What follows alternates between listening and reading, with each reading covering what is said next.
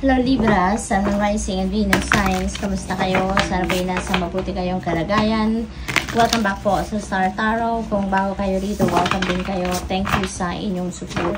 I truly appreciate it. God bless you all, Libra. Tingnan natin kung anong mga mensahe ninyo for today. We have 3 of Cups. Ayan. So, sa 3 of Cups energy, this is about celebration. This is about coming together, no? So maaring meron din ditong celebration kayo, may okasyon kayo, may isa-celebrate kayo na accomplishments or achievements, and maybe may pa-party kayo or may simpleng gathering lang sa bahay ninyo or somewhere, no? So maaring ganon, or baka meron ditong maybe na-grocery kayo and you bumped into a friend or a group of friends ninyo, at maybe you are having conversation over coffee, no? Maaring ganon. Possible din na meron ditong mga pa-birthday siguro, pa-anniversary, yung mga kamag-anak ninyo or kaibigan, no? Or mga kaopisina, at maaring kayo ay maiimbitahan. We have Temperance. Ayan. So, let go of self-imposed limitations. Okay? Kasi maybe now is not the time anymore, no? To do that. Kasi maaaring mayroong mga opportunities dito sa paligid ninyo that is offering you to yung bang yung parang umusad na kayo sa buhay, yung parang may mga opportunities siguro dito for you to move forward, diba? To try different things, to try different avenues.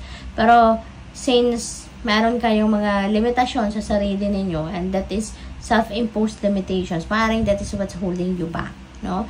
Imbes na papunta na kayo sa pag-asenso, but since yun ang pinaniniwalaan ninyo, merong conflict doon sa kung ano man ang opportunity, kaya mapipigilan kayo, diba? So, let go of those self-imposed limitations because now is the time for you to move forward sa buhay and take advantage of those opportunities na kumakatok sa buhay ninyo sa ngayon. We have Queen of Pentacles, and speaking of opportunities, maaaring yung opportunities na yan are financial opportunities. Maaaring may mga offers dito na pangkaperahan, maaaring may mga offers dito na related sa inyong negosyo or related sa inyong trabaho or career, no, na maghahatid sa inyo ng malaking pera, magbibigay sa inyo ng opportunity for para umasenso pa sa buhay, no, pagdating sa pera. So maaring merong mga ganon sa ngayon. Baka ito na yung kakayaman ninyo, hindi ba? We have Toxic Witches. Ayan, be cautious, no, of those who take more than they give. Kasi yung parang may mga magti-take advantage siguro sa inyo rito.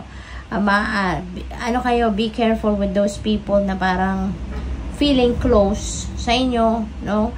Na hindi naman ninyo talaga ka-close dati pa. Na nagpapanggap lang na close sa inyo. Yung bang nagsisip-sip, yung ganon. Kayo dyan, be careful, no? Be careful kayo sa mga ganong klaseng tao because kailangan ninyong be a keen observer, no? Pakinggan ninyo lagi yung inyong intuition ninyo dyan kasi your intuition will send you a signal if there's something off-key with those kind of people, no, na nakakasalamuhan ninyo kasi you never know, baka may hidden agenda yan sa inyo, diba? Kaya papakiramdaman ninyo. And be careful na hindi kayo magbibigay ng inyong 100% na tiwala sa kanila agad-agad. Okay? Kasi you never know kung ano ang hidden agenda ng mga taong yan sa inyo. Okay? So we have the Patient Witch. Ayan. So, Libra, ang iba sa inyo siguro sa ngayon, may need to step back muna sa kung ano man ang inyong pinagkakabisihan, no? So siguro yung parang lazy time din muna ninyo ngayon, yung instead na mag go kayo, yung parang atras muna kayo from what is keeping you busy. At panahon para mag-chill muna. Panahon para mag-isip-isip. Panahon para yung bang mag-ano lang, yung magpahinga lang talaga, no?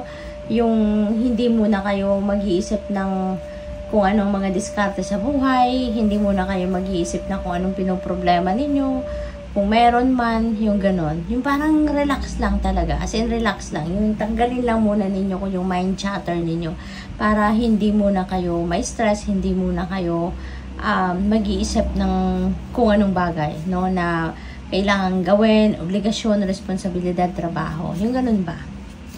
What else? We have Page of Cups. Ayan. So, siguro meron ditong invitasyon, no? Since meron tayong 3 of Cups. Baka merong mga invitation talaga na paparating sa inyo, Libra. Maaaring maiimbitahan talaga kayo sa mga okasyon, no? Maaaring maiimbitahan kayo sa mga birthdayhan, mga ganon, mga anniversary, baka merong mga pa-party, mga kaibigan ninyo, katrabaho, kapamilya. So, maaaring maimbitahan kayo. And maaaring may imbitasyon kayo makuha dito na masusurpresa kayo. Kasi maaaring hindi ito inaasahan ninyo na makakatanggap kayo ng mga ganong klase, no? What else? We have 6 of Pentacles. Ayan. So, this is good. No, this is good. Kasi, yung parang, yung mga mga tinulungan ninyo noon, maaring magpe-payback sa inyo sa ngayon, no? Yung parang gano'n.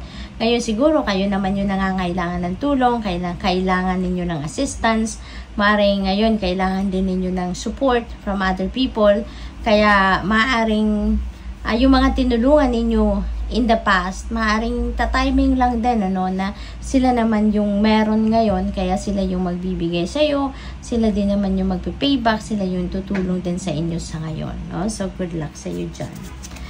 We have 9 of Wands. Ayan.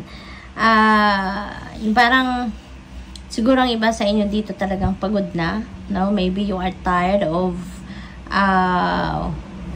nag-e-effort kayo sa isang bagay siguro na parang saan ba to papunta?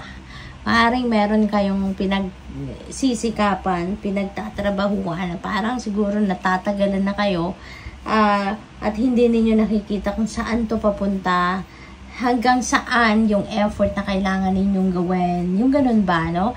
Kaya maaring may mga ganong may mga ganong sitwasyon sa buhay ngayon na parang where am I heading? Saan ito papunta? Saan ako patungo? Yung parang gano'n.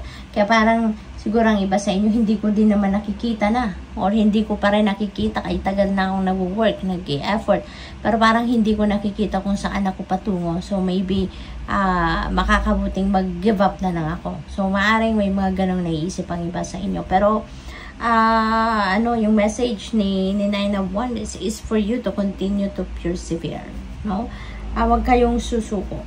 Okay? Huwag kayong susuko. Kasi maaring hindi pa to divine timing. 'Di ba? Maaring hindi pa ito ang tamang panahon para ibigay sa iyo kung ano man yung bunga ng pagsisikap ninyong ito. 'Di ba? Always remember na everything happens in divine order and timing. Kaya kahit anong effort natin, anong pilit natin, kung hindi pa ukol, hindi talaga bubukol. 'Di ba? So, good luck. Thank you for watching. Love and light. Namaste.